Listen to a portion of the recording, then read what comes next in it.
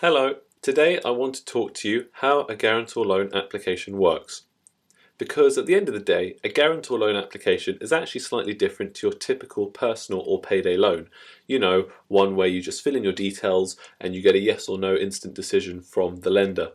What's different is that you have a guarantor here. So this is an extra person involved in the transaction, like a family member, a friend, a spouse or a colleague, who agrees to be a guarantor and cover the cost of the loan if you cannot repay.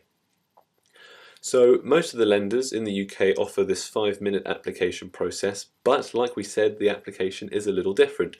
So what we've done is we've given you kind of like a guideline by looking at all the biggest and best guarantor lenders in the UK to give you a step-by-step on how a guarantor loan application works.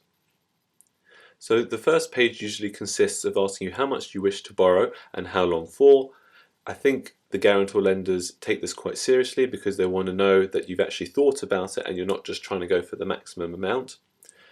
They will ask you for your name, email address and mobile number so that they can contact you. They will ask you for a login and password to create a mini account because it's likely that you'll have to go back and add a few things here and there. And some lenders may ask you about the purpose of your loan. That's just so they can get a better idea if you need it for real reasons, like an emergency or something along those lines, and it's not for something like shopping or to pay off other loans. So it's always good to check when you're applying that you are entering with a direct lender. You're not giving your details to a broker who is actually just going to take your details and pass them on to a third-party company. There's also whether they're actually on a secure server, which is HTTPS, and that just means that your details are a bit more secure. So once you've filled in those initial details, you will either receive a phone call or an email, or sometimes both, from the guarantor lender.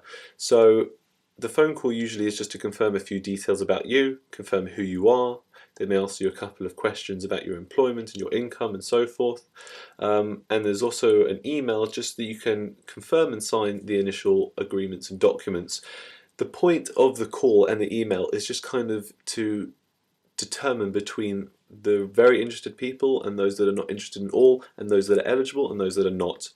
So what the phone call does is it allows them to confirm that you exist, and then the email and the terms and conditions allows them to tell you all about the loan, all the risks, all the consequences, all the payments and everything that's required of you, and that you can then proceed.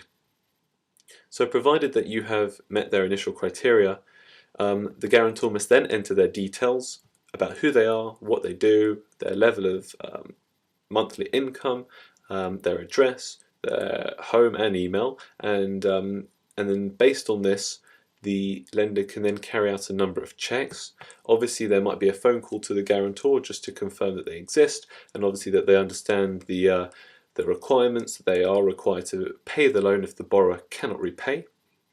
But there are of course standard credit checks which allow the lender to have a look at your payment history for other cards and different loans for both the borrower and the guarantor, and based on the credit check they are able to decipher whether you are a good person to lend to or not. As mentioned before, it is very helpful if you have a guarantor who has a very good credit rating. It's based on the idea that if someone with good credit trusts you as the borrower, the guarantor lender says, well, you know what, they trust you, we can trust you too.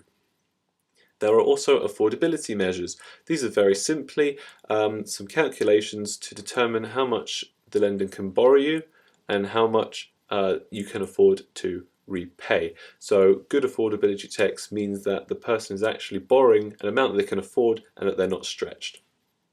So provided you've met these checks which happen behind the scenes, the last thing to do is provide your debit card details. This is where the money is transferred to, and this is where the money is collected from as well. Credit cards and checks do not work unless it's very extreme cases. So finally, the funds are actually usually sent to the guarantor. This is to confirm that the guarantor is actually still part of it and that they actually exist, and they can actually still change their mind if they want to. They can send the money back to the lender if they no longer wish to proceed, or they can actually give the money to the borrower as initially intended. So thank you for watching. If you have any other questions, feel free to browse around the site, or please send us an email about getting involved in the site, or if you have any questions about guarantor loans, and we will be happy to help. Thank you.